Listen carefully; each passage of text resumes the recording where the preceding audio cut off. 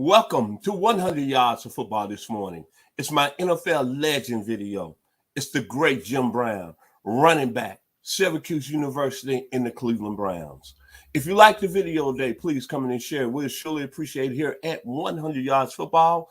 I'm your host, Mr. Vincent Turner, and special thanks, and always to his hard work, my producer, Mr. Logan Landers. So let's talk about the young man on the screen there, Jim Brown.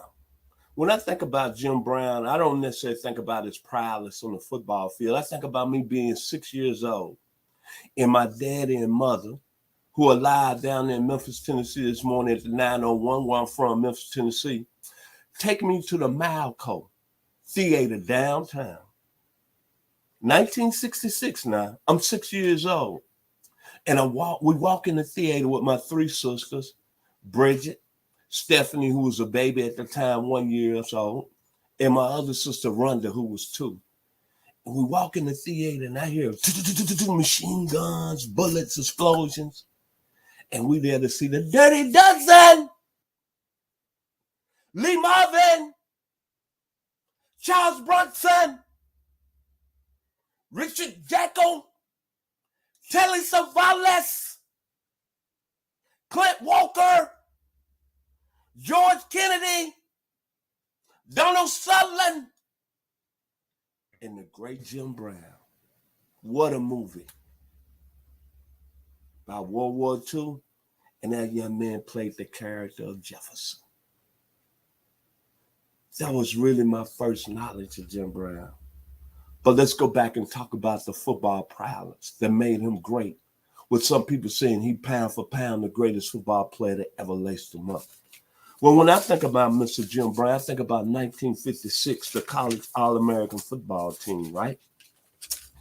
And I started thinking about, on that All-American team, the players that was on that team. Joe Walton, in University of Pittsburgh, became a player with the New York Giants, outstanding NFL coach. Ron Kramer, playing with the Green Bay Packers back in the early 60s out of Michigan. Lou Michaels, that played with the Baltimore Colts. Jim Parker, out of the Ohio State Buckeyes, that played with the Baltimore Colts. And Mr. Lou Michaels played with the University of Kentucky. Then you had Tommy McDonald, Boomer Sooner, University of Oklahoma, who went on and won that championship with the Philadelphia Eagles in 1960.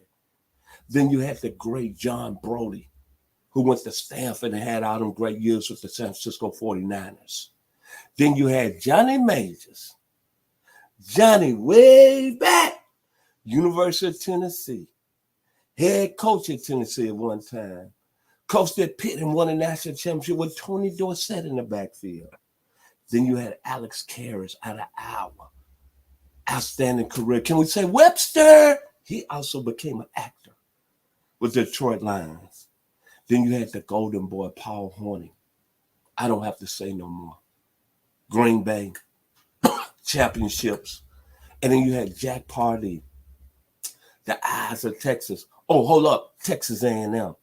Went on, became a great coach at the University of Houston, coached that run and shoot with Andre Ware out of Dickinson.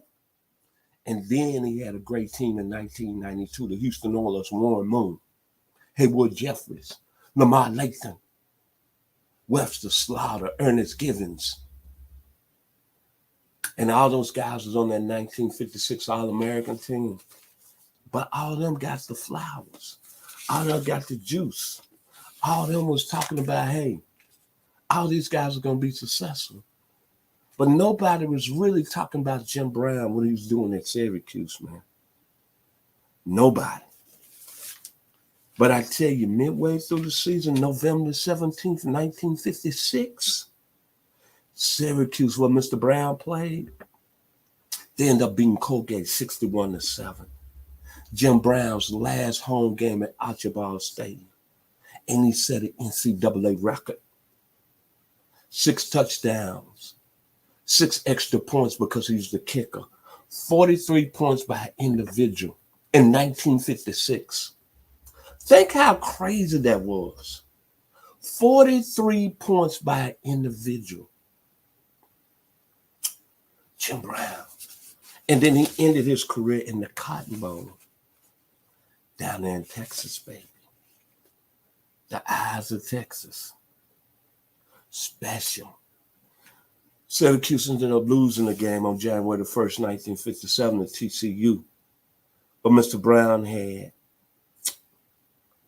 I want to say 22 rushes for 117 yards. He had 2 touchdown runs. 26 touches for 132 yards. He was 3 out of 4 kicking extra points. The one extra point he missed cost Syracuse the game as TCU beat Syracuse 28-27. But then, the young man born in St. Simon Island, Georgia, by way of New York, made it to the National Football League. And I'm going to tell you the skill set, the National Football League was not ready for Jim Brown. The skill set, fullback size, 6'2", 235 pounds. The toughness, A+ as a runner. Body and strength control, A+. Sprinter speed, listen closely, A+. Back then, 9'7". Equivalent to a 4'4". Had moves that when you get into the hole, he can make you miss. Can run over you. That's one thing that I learned about Jim Brown when I was doing my history. And I had to go get that knowledge from my uncle, who's watching today in Memphis, Tennessee, Mr. Opie Turner. He told me something about Jim Brown. He never ran out of bounds. Then the heart, A+, the desire, A+. Great balance, I just mentioned, A+. He was like a missile at 235 pounds, A+. He was the whole package. He ended up his career 15,207 yards rushing as an all-time leading rusher before his record was broke. 1963 season, 1,863 yards, 6.4 yards a carry. 1964, he became a champion. 1,400 yards rushing, 7 touchdowns. Had 114 yards and 27 carries in the championship game in 64 against the Green Bay Packers. Then his last year in the league, 1,544 yards rushing, 17 rushing touchdowns, and named league MVP.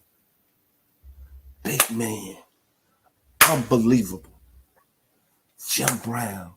And then the next year, he pulled the National Football League trump card and Art Modell and said, you know what? I'm through. I'm tired of y'all. I've done everything I could at this level. And he became an actor and became in one of the greatest movies that's been out there. War movie, The Dirty Dozen. One more time, Lee Marvin, Telly Savalas, Clint Walker, Donald Sutherland, Charles Bronson, Richard Jackal. Do you know those the heavy hitters in Hollywood? And let's take this young man that's been playing football for 8 years, and we're going to make him out of acting. Jim Brown was at the highest level. But this is what I'm going to take away from Jim Brown. He was dangerous with the football in his hands. But the thing I'm going to talk about with Jim Brown is that his NFL career, I want you to listen to this and listen to Vincent Turner, me personally, real loud. He done it in a 14-game season. And right now, at 2022, the NFL is playing 17 games.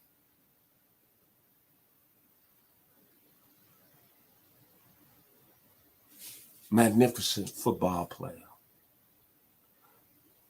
It's hard to not say he's the greatest running back at all time, at the college level, at the professional level. See, we need to take that quote from Barry Sanders' father. Barry Sanders, when they asked about him, Barry Sanders, by way of Oklahoma State, Detroit Lions, they asked him who's the greatest running back you ever seen play. And Barry Sanders' father said, Jim Brown. Mr. Sanders passed here recently a couple of years ago. Then I asked my uncle, Opie Turner, who's 80 years old, living today down in the 901 on the bluff in Mississippi. I said, Uncle, who's the greatest running back ever? And as much as I love Walter Payton, as much as I love Emmitt Smith, as much as I love Herschel Walker when he was at the college level, and of course, Barry Sanders, my uncle said, son, nephew, youngster, it's nobody better than the 6'2", 235-pound Jim Brown out of University of Syracuse. He did it in a 14-game season. Then go back. The 1956 All-American team, Tommy McDonald, Oklahoma, John Brody, Stanford, Jim Parker, Ohio State, Lou Michaels, Kentucky, Ron Kramer, Michigan, Joe Walton, Pittsburgh, Paul Hornung, the Golden Boy, Notre Dame, and Alex Karras, University of Iowa, that ended up becoming a good actor in his next profession on Webster. And of course, the late great Jack Pardee, Texas A&M, the Aggies, the 12th man. But make it no bone, the guy that made the All-American team, Jim Brown, was the greatest player to come out of that All-American team. And it's hard to not say he's the greatest football player that ever played, because right now we got the GOAT Tom Brady, everybody's saying, but Jim Brown, look at the stature, pound for pound. Tom Brady plays the quarterback position. And then you look at Walter Payton, Columbia, Mississippi, sweetness. And I'm battling with it right now. And I'm even putting him into the greatest athletes of any sport. Muhammad Ali, LeBron James, Michael Jordan,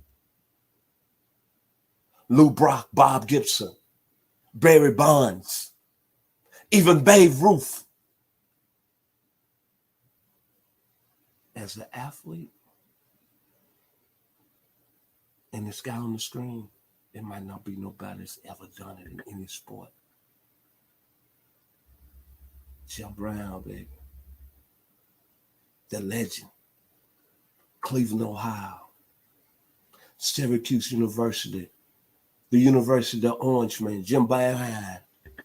And all you Syracuse alum need to stand up and shout this morning.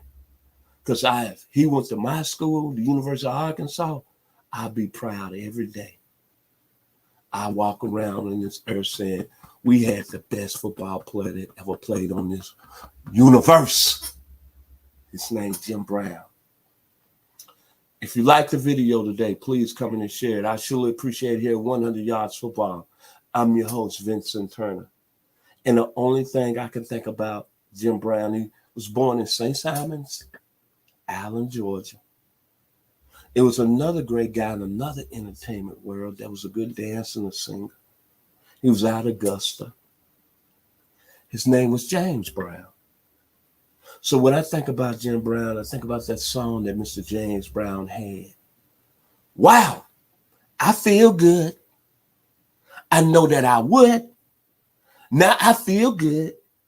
I know I would. So good, I got you. Wow, I feel nice, like sugar and spice.